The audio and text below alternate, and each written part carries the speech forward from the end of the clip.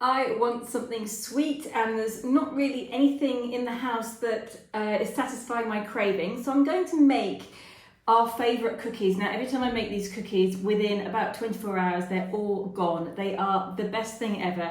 They are called Fudgy chocolate brownie cookies, and it's a recipe I found on the internet. I will link it below, the original recipe, because it's not my recipe and I don't want to steal the limelight from somebody else, but it's so good I feel that I have to share it. And it's very easy to make. So I'm going to make them, and we're going to have a chat about social media, numbers, the amounts of followers, and what it's like when your numbers start growing. So, first of all, now I've actually got to try and concentrate and do these two things at the same time. I'm not sure how it's going to go. I might veer off subject totally. So we'll give it a go anyway. First of all, I'm going to get out all my ingredients because I don't think I'm going to be able to concentrate until I've got everything out. So we need flour.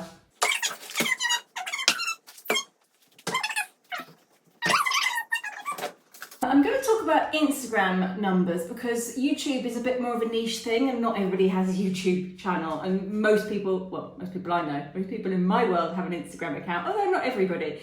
So I'm going to talk about Instagram because I think it's more relevant to most people. I need my measuring cups. So this is obviously an American recipe because everything is measured with cups, which is lovely and easy. I can remember when I had about 400 Instagram followers and meeting a couple of Instagrammers who are now very good friends of mine, and both of them had round about 30,000 followers, and I was shaking when I went to meet them. I was so in awe of how amazing they were with 30,000 followers. And then when I met them and got to know them, of course, they're completely normal people. And I can remember being down with them and with Elizabeth the day that I suddenly hit 10,000 followers. Now, I don't remember, it was quite a long time ago, and I don't actually remember how I grew from 400 to 10,000. Something must have happened, but I don't really remember that. But I can remember being so proud of myself and so shocked that that had happened to me, that I had such a big number. And yes, we celebrated. We had a little celebration down at Blue Star on the beach, and it was really good fun. Half a cup of cocoa. I'm never gonna get this all done, am I? And also, these measuring things are so old that the numbers of how much they are actually wearing off, and I wrote it in a Sharpie, and that's coming from the wash as well. So let's get out this half cup of cocoa powder, 1 cup of sugar. I normally do a little bit less than that. Try and cut down the sugar when I can. And obviously, this recipe is not for anybody who's dieting. This is like a full-on, yummy butter and sugar and chocolate recipe. But it's so good. And these cookies are just wonderful with like vanilla ice cream or cream ice cream or something like that. Oh, they're just so good. Right, half a cup of melted butter. Now, from 10,000 onwards, my Instagram account carried on growing. It just, I don't know why, I worked really hard at it. I posted, without fail, I posted a post this is before Reels. So I posted a post every single day, I did stories every single day, and I kept at it for years and years. It's only in the last year or two that I've allowed myself to not post every single day, even though with stories I generally do post every day, unless I've completely forgotten to film anything, because it's actually quite hard filming for YouTube and Instagram at the same time. So often if I'm concentrating on a YouTube video, I will forget to film an Instagram story. So sometimes I give myself a break, and on Sundays on Instagram I only post the trailer for the video that's just been released. Anyhow, I slowly grew from 10,000, and it kept growing and growing, and then when I feel like it really suddenly exploded, it was pretty much 2 years ago to the day. It was when I had driven to England by myself with Indy, and Indy was like 7 months old. Spent the month of August at my dad's, and I was driving back, and just before I'd left England I thought, oh, I haven't posted Oh, I think Reels had been invented by then, and I wasn't really using them much, but I had this little 10-second video that I'd filmed in June of that summer, and I had friends around, and there'd been this sudden, really intense thunderstorm, and it was the end of June, and all of the beautiful roses on the pergola were out, and it was really pretty in the garden. And there was this incredibly intense thunderstorm. We all came inside, and we were in the kitchen. We had to turn the lights on. It got really dark outside, and the rain came pouring down. And as you know here, when it pours with rain, we get waterfalls coming down all the steps. And I dashed outside with an umbrella and saw that the steps down the side of the house had this incredible waterfall coming down. And I thought, oh, that looks really pretty with the flowers and the waterfall. And my friends were sort of like bobbing around and dancing in the kitchen. I grabbed my phone and I did a quick little video. I didn't think anything about it, didn't post it or anything until August, where I was on my way back from England and thought, oh, I've got that video of the rain coming down, I'll just quickly shove it up on Instagram. So I stuck it up, and how much of this do I want? Half a teaspoon of baking powder, that's about that. And normally once I've put the ingredients in, I put them back in the cupboard, because if I'm distracted like I am now, I'll forget that I've actually already used that ingredient. So let's just get rid of some of these. I always will end up putting things in there twice. What's I saying? I knew I wouldn't be able to keep up with myself. I was coming up towards the Alps, that's it. I was coming up towards the Alps, and that was it. And we had to stop because you have to pay to go through one of the tunnels in the Alps, and I wasn't driving across the Alps. I wanted to just go through the tunnel. So it was in the queue, and it was also, I think it was between France and Italy, so it's passport control and customs and everything. So I was in the queue waiting to pay for my ticket, and I grabbed my phone and checked it, and I had something like 20,000 new followers overnight.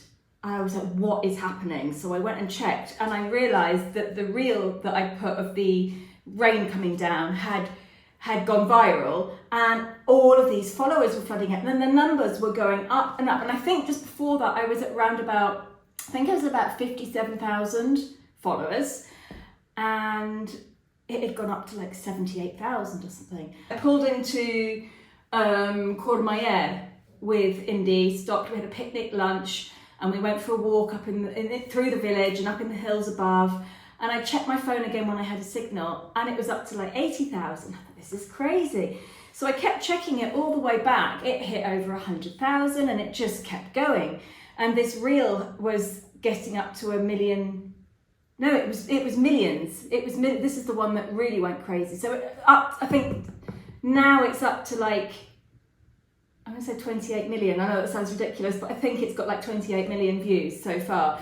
So all of these new followers were pouring in, and I just thought, that's it, I've hit the big time. I've done it, I've made it. But after that, what happened? Hang on, let's get the flour in here. Oh, I haven't turned the oven on. A third cup of flour. Oh no, I'm not doing it in that. Oh God. Another one of Nikki's failed cooking videos. Is that a third? That's a half. That's a third. That's the one I want. See if I can get some of that in here. So, afterwards, you think, yes, you've hit it, you've made the big time. I was at about 176,000, which I've sort of stayed. It fluctuates quite a lot with that numbers, so I do fluctuate between 172 to 176,000, and it can drop quite dramatically as well. Anyhow, I thought I'd hit the big time. I thought everything was going to change. Everything stayed the same. So this over 100,000 new followers that I gained did absolutely nothing. I mean, I don't know. I mean, they're all still there, but there's no increase in comments or likes or anything, or stories watched. It's exactly as it was before. People get stuff sent to them and they review it and stuff like that. I wondered I'd get offers like that. Nothing. So nothing changed. And this is what this is the point that I'm trying to make, is that I think a lot of people crave these big numbers and more recognition. and I'm sure for some people it does change their lives and it makes things completely different. And for me, it didn't at all. I'm still me. I still do what I did before. Nothing's changed. I don't get offered holidays or going to events or openings of hotels or free products sent to me. Nothing like that at all. But I do remember that feeling that I had when I would meet the bigger Instagrammers, and because obviously here in Positano, a lot of influencers and content creators and stuff come here, so you do get to, well, especially if you hang out with Elizabeth, you get to meet them because most of them want to go on a boat. And so I have been able to meet quite a few over the years, and yeah, you still sort of get that feeling like, oh, I can't believe it, I'm meeting this person who I see online every day, and it's very exciting. And sometimes you meet them and sometimes they're lovely, and sometimes you meet them and they don't want to know. I've had both, and Elizabeth has too. But in the end, everybody's still just normal people. And if one day the internet imploded, and vanished into nothing, we'd just be all normal people again, and none of this would mean anything. Because what does it all mean in the end? It's little moments, it's supposed to be little moments of joy, that you pick up your phone and you look at something lovely. I can remember that's what Pinterest felt like when I first discovered it about 12, 13 years ago. I can remember just being thrilled by this website full of beautiful things to look at. And Instagram was like that at the beginning. It was somewhere to put your best photos and look at other people's best photos, and little moments of people's days, and it was lovely. Now it's become very, very hard work. It's like you're always striving to be better and bigger and show that life is incredible and amazing. And I am guilty of that. I do sometimes show beautiful things. But so for instance, I recently posted a photo of, and I wasn't going to post it. It was a photo that Elizabeth took. We were on a boat coming back from Capri, and I was wearing a white dress, and I was looking back at the island from the boat, and I wrote what we were doing, that we'd gone to Capri for breakfast, which was true. We'd gone to Capri for breakfast, and then it was very hectic, so we went to meet somebody in a hotel and sat there for a while, and then jumped on the boat to come back and stopped and had a swim. It was all in a video on the Positano Diary, so you can go and watch that. And but I sort of felt guilty posting it, because I just thought that day, that morning, was so far removed from real life that I didn't want people to feel bad about their lives reading that's what I'd done.